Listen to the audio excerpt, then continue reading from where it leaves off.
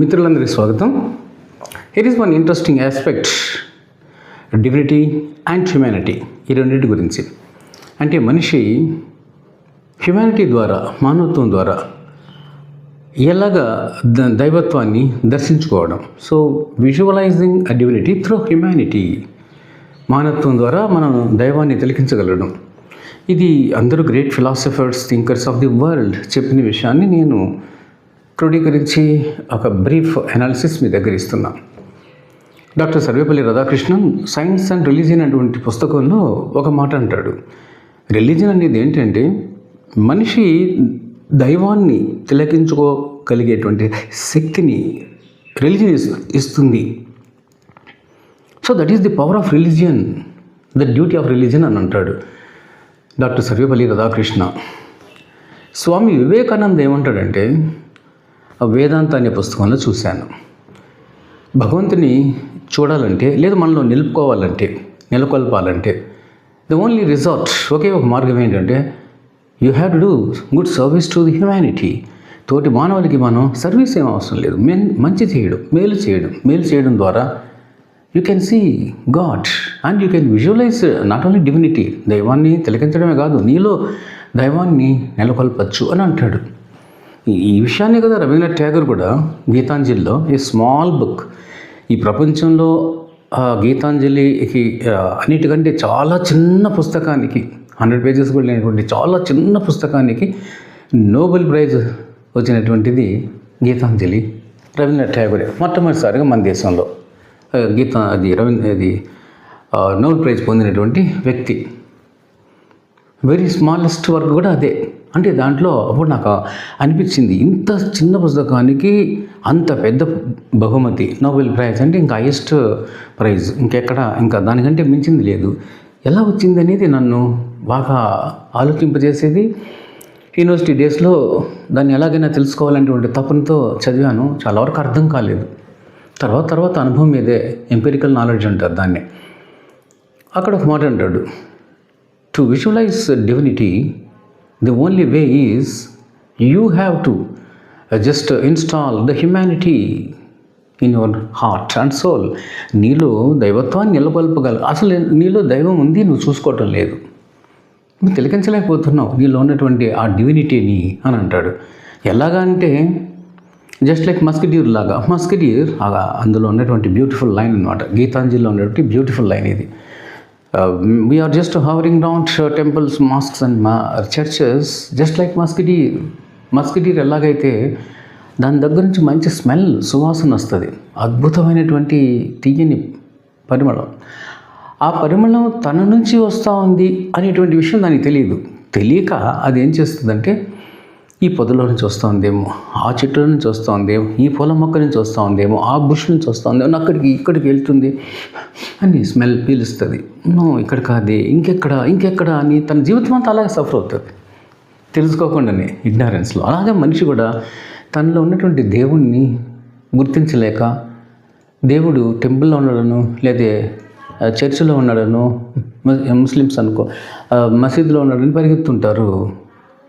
ఎంత ఆశ్చర్యమైన విషయం అని చెప్తా అంటాడు ఒక చోట గీతాంజలిలో రవీంద్రనాథ్ ఠాగూర్.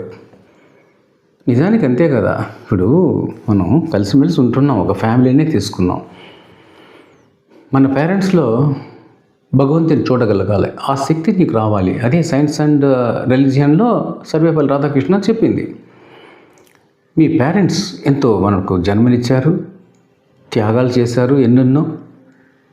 అలాంటి వాళ్ళల్లో నువ్వు భగవంతుని చూడగలగాలి, అంత శక్తి నీలో రావాలి. నీ బిడ్డలో భగవంతుని చూడగలగాలి. ఇన్నోసెంట్ లైఫ్ వాళ్ళది. ఒక భార్యలో భగవంతుని చూడగలిగేటువంటి స్థాయికి ఎదగలగాల భర్తలో దైవాన్ని చూడగలిగేటువంటి శక్తి స్థాయికి ఎదగలగాలి వైఫ్ కూడా. So you have to visualise divinity in your own family members, భార్య కావచ్చు, స్పౌస్, లేకపోతే పేరెంట్స్ కావచ్చు, పిల్లలు కావచ్చు, బ్రదర్ కావచ్చు, సిస్టర్ కావచ్చు. సో వాళ్ళల్లో నువ్వు దైవాన్ని చూడగలుగుతున్నావంటే యు ఆర్ గాడ్.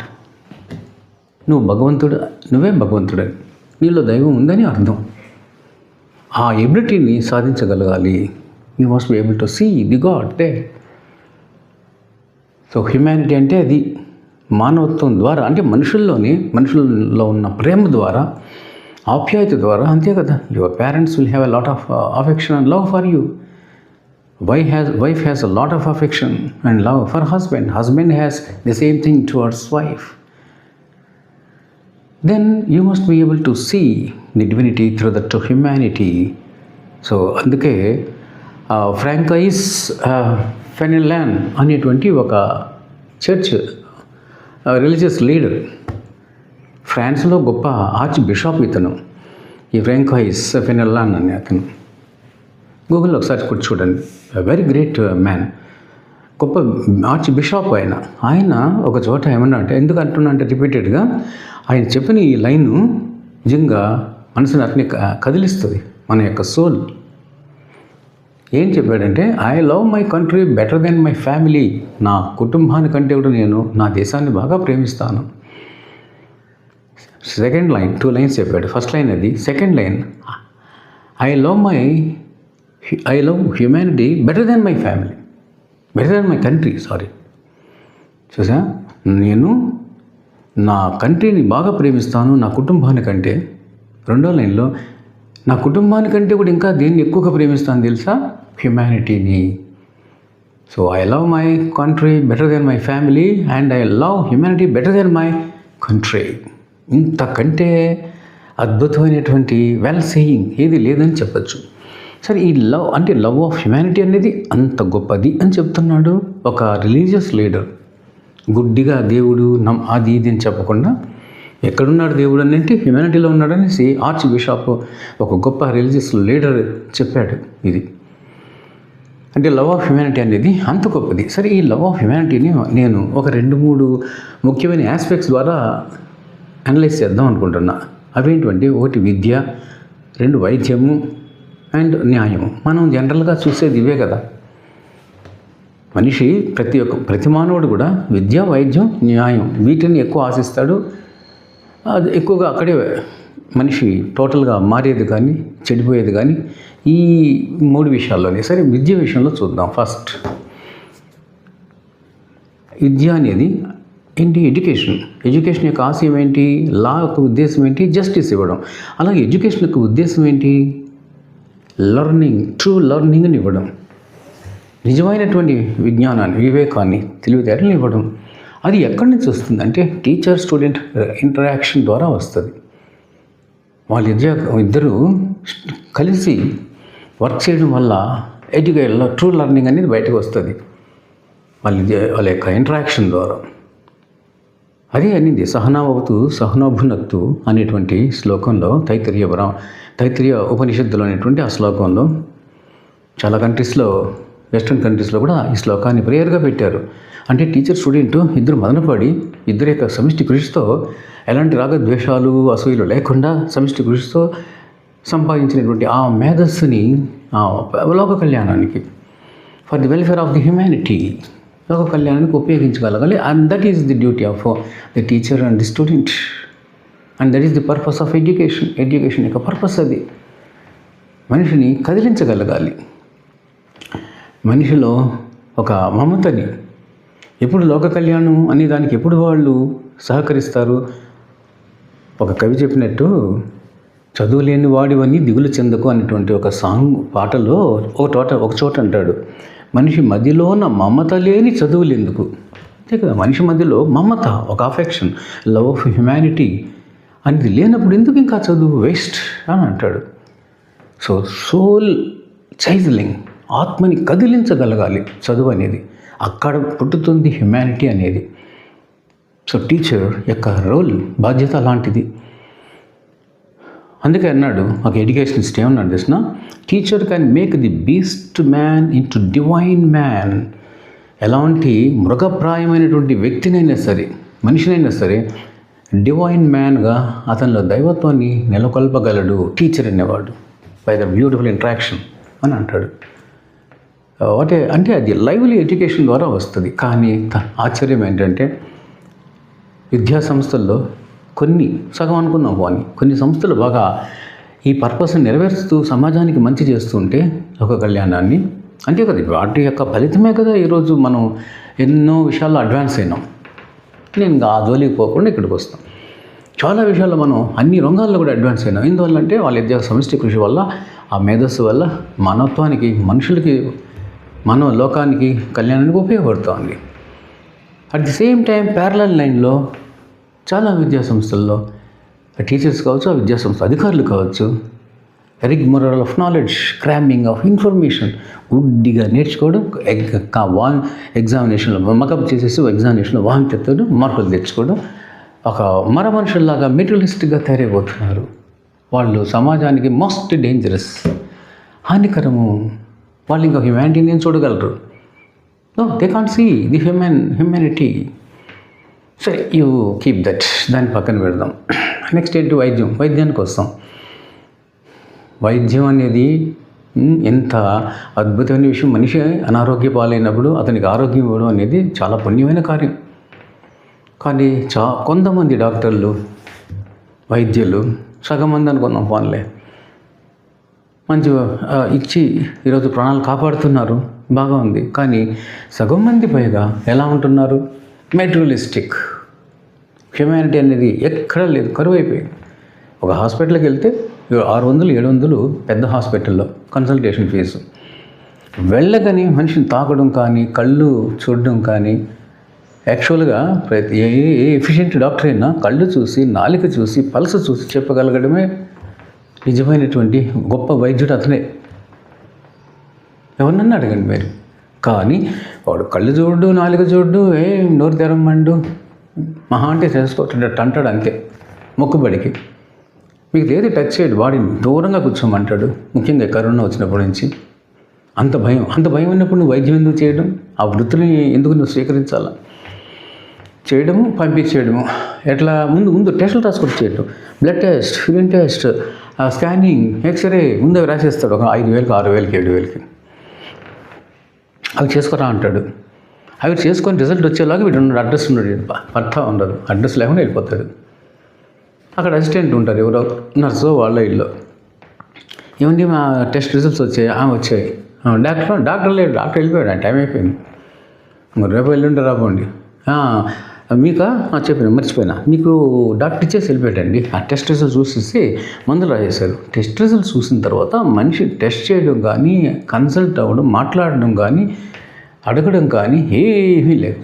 మందులు రాసేస్తాడు. ఇంత ఒక కుప్పకి రాసేస్తాడు. 10 రకాలు, 7-8 రకాలు. ఎందుకు? ఒక 2 మాత్రలు, 2 ట్యాబ్లెట్స్ అన్న 2 రకాలన్నా పనిచేస్తాయి, పని చేయకుండా పోవు. మిగతా సైడ్ ఎఫెక్ట్స్ వస్తే రాని, మనకెందుకు? మనకు సేల్ అవ్వాలంతే. ఇంత మనుషత్వం, ఎంత యాంటీ హ్యూమన్ యాక్టివిటీ ఇది. ఇదే కదా మనం ఎక్కువగా చూస్తున్నాం. సగం హాస్పిటల్స్లో డాక్టర్స్ దగ్గర ఇలాంటి అప్రోచ్ ఉంటుంది. ప్రాణాలు కాపాడేటువంటి మానవత్వం ఉన్నటువంటి డాక్టర్స్ కొంతమంది ఉంటే, సగానికి పైగా ఎలాంటి వాళ్ళు ఉన్నారు? హ్యూమానిటీని మంట కలిపేటువంటి వాళ్ళు. So humanity, you must be able to, doctor అయినా, ఒక టీచర్ అయినా, ఒక అడ్వకేట్ అయినా, హ్యూమానిటీ అనేది must be rooted very deep in the heart. సరే, మనం ఇంకా వైద్యం వదిలేస్తాం, అది మనందరికీ తెలిసిన విషయమే. అక్కడ హ్యూమానిటీ అనేది చాలా తక్కువగా ఉంటుంది, కరువు అయిపోయింది కొన్ని చోట్ల. సరే, ఇంకా న్యాయం విషయానికి వద్దాం. నెక్స్ట్ ఏంటంటే 3వ విషయం, 3 కదా తీసుకున్నాను నేను. న్యాయం అనేది ఈరోజు కాస్ట్లీ అఫైర్, కాస్ట్లీ కమోడిటీ, చాలా విలువైనది. అంటే ఈవెన్ మిడిల్ క్లాస్ వాడు, లోయర్ క్లాస్ కాదు, మిడిల్ క్లాస్ వాడు, అప్పర్ మిడిల్ క్లాస్ వాడు కూడా కొనలేనిటువంటి విలువైన వస్తువు అయిపోయింది. Only rich man, elite section, బాగా ఉన్నవాడు తప్ప న్యాయాన్ని ఎవడు కొనలేని విధంగా తయారైపోయింది ఇప్పుడు సమాజంలో. ఇది మరీ దారుణం. అక్వినస్ అంటాడు, ఒక గ్రీక్ థింకర్, ఏంటంటే justice is the highest virtue on the earth. ఈ ప్రపంచంలో ఎదుటివాడికి మంచి ధర్మాన్ని, న్యాయాన్ని కలుగజేయడం కంటే మించిన పుణ్యం అంటూ లేదు అని అన్నాడు అక్వినస్, థామస్ అక్వినస్. సర్ రోజర్స్ ఎస్ట్రేంజ్ అనేటువంటి ఒక వ్యక్తి ఏమన్నాడంటే న్యాయాన్ని గురించి, లివ్ అండ్ లెట్ లివ్. మనం బ్రతకాలి, ఇతరులు కూడా బ్రతకనివ్వాలి. ఏ విధంగా అంటే the rule of let live, live and let live అనేది is the rule of common justice అన్నాడు. కామన్ జస్టిస్కి ఒక రూల్, ఫిక్స్డ్ రూల్ ఇది. మనం న్యాయాన్ని, ధర్మాన్ని అనుభవించాలి. ఎదుటి వ్యక్తి కూడా ఆ న్యాయం, ధర్మాన్ని కామన్గా అనుభవించగలగాలి అంటాడు. లివ్ అండ్ లెట్ లివ్ అని పూర్తిగా పోయింది. అంటే ఇంకా ఆ సర్వేజన సుఖనే భవంతు అనేటువంటి కాన్సెప్ట్ ఆడు చెప్పింది వాడు. లివ్ అండ్ లెట్ లివ్, మనం హ్యాపీగా ఉండాలి, అందరూ సర్వజనులు కూడా సంతోషంగా మంచిని, న్యాయాన్ని, మంచి విద్యని పొందాలి, మంచి వైద్యాన్ని పొందాలి, న్యాయాన్ని పొందాలి అన్నట్టుగా చెప్తారు గ్రేట్ ఫిలాసఫర్స్. అందరూ చెప్పినటువంటి విషయం ఇది. అందరూ ఏకకంఠంగా చెప్పింది. అంటే సర్వేజన సుఖినో భవంతు అని. అందులో హ్యుమానిటీ ఉంది, లవ్ ఆఫ్ హ్యుమానిటీ అంటాడు. సో బృహదారణిక ఉపనిషత్తులో ఒక మాట ఉంది, వెరీ స్మాల్, అహం బ్రహ్మస్మి. ఎవడైతే మానవత్వాన్ని నిలుపుకుంటాడో, బ్రహ్మత్వాన్ని, అతడే డివైన్ అని అర్థంతో అహం బ్రహ్మస్మి అంటే అర్థం ఏంటంటే I am Brahman and I am divine. నేనే బ్రాహ్మణ్, ఉత్తమ బ్రాహ్మణ్ణి. ఉత్తమ బ్రాహ్మణ్ అంటే ఏంటి అర్థం? ఇక్కడ బ్రాహ్మణ్ అంటే బ్రాహ్మణ వంశము, కులం కాదు. బ్రాహ్మణ్ అంటే అర్థం ఏంటంటే మనకు వేదాల్లో ఉండేటువంటిది, ఉపనిషత్తులో ఉండేటువంటి అర్థం ఏంటంటే జలసీలు, ప్రెజరీస్లు, ఇలాంటి రాగద్వేషాలు అన్నీ పక్కన పెట్టి అవి లేకుండా ఎవడైతే మనిషి తను బాగుపడుతూ అదే లివ్ అండ్ లెట్ లివ్, ఎదుటి వాళ్ళకి కూడా మంచిని చేస్తూ ఉంటాడు, ఎవరికి హాని చేయకుండా ఉంటాడు. అది మెయిన్ పాయింట్. ఎవరికి ఒక్కరూ కూడా హాని చేయకుండా ఉంటాడు, అలాంటి వాడు బ్రాహ్మణ్ అని ఉండాలి. సద్గుణాలతో ఉన్నటువంటి వ్యక్తి, ఇతరులకు మేలు చేసే వ్యక్తి. మరి రావణుడు చూడు ఏం చేశాడు? శ్రీరాముడు రిక్వెస్ట్ చేస్తే తన యుద్ధానికి అంటే తన మరణానికి తనే ముహూర్తం పెట్టుకోగలిగాడు. యుద్ధనీతి గురించి చెప్పాడు లక్ష్మణుడికి. What a great man he's. అతను ఉత్తమ బ్రాహ్మణుడు అంటారు అక్కడ. రాక్షస వంశంలో బట్టి he turn to be a pious and pure Brahman. అది బ్రాహ్మణ్ అంటే, బ్రాహ్మణ్ అంటే అర్థం. I am Brahman and I am the divine అని అన్నాడు. అహం బ్రహ్మస్మి అనేది బృహదారణిక ఉపనిషత్తులో. అంటే I'm absolute consciousness, I'm the divine absolute consciousness and ఫిలాసఫీలో అంత దూరం మనకు వద్దులే. సో వివేకానంద దీన్నే, ఈ విషయాన్ని ఏమనంటే the soul pervades the body, very బ్యూటిఫుల్గా ఉంటుంది. ఆత్మ అనేది మన శరీరం అంతా ఆవహించి ఉంటుందంట. ఆత్మ, మనిషి యొక్క ఆత్మ. And God pervades the soul. భగవంతుడు అనేవాడు, డివైనిటీ అనేటువంటి దైవత్వం అనేది మన ఆత్మ అంతా కూడా ఆవహించుకొని ఉంటుంది అని అన్నాడు. ఎంత ఎక్సలెంట్ ఎక్స్ప్రెషన్ చూడండి ఇది. సో ఫైనల్గా కన్క్లూషన్లో నేను చెప్పేది ఏంటంటే, హ్యుమానిటీ అనేది దైవత్వానికి నిదర్శనం. అది హ్యుమానిటీ అంటే నువ్వు విపరీతంగా సేవ చేసేయడము, నీ దగ్గర ఉన్నటువన్నీ పోగొట్టుకోవడము, త్యాగం చేయడము, నువ్వు బేకార్ అయిపోవడం. No, not like that. తనకు మాలిన ధర్మం పనికిరాదు. నీకు నువ్వు చేయదగినంతలో ఇతరులకు మంచి చేయి. మంచి చేయలేకపోయినా హాని ఏమాత్రం చేయొద్దు. ఈ సత్యాన్ని తెలుసుకోగలిగితే నీలో భగవంతుడు ఉన్నట్టే. ఇన్ నోయింగ్ అబౌట్ ఎప్పుడైతే ఇలాంటి విజ్ఞానాన్ని, in wisdom you know about God. ఇంతకుముందు వీడియోలో కూడా చెప్పాను ఈ విషయాన్ని. You know about God. భగవంతుడు నువ్వు తెలుసుకోగలవు, తిలకించగలవు. ఎప్పుడు? ఇలాంటి విజ్ఞానంలో, in that wisdom, in love of humanity. మానవత్వాన్ని ప్రేమించడంలో, మానవత్వాన్ని నువ్వు నెలకొల్పుకొని అలా అనుసరించడంలో you become God. So in love of humanity you become God. దీన్నే నేను ఏం చెప్తున్నా అంటే, let us visualise divinity through humanity. Humanity ద్వారా దైవత్వాన్ని తిలకించగలుగుదాం. అలా తిలకించగలిగిన మనిషి is God. That is the conclusion. Thank you very much.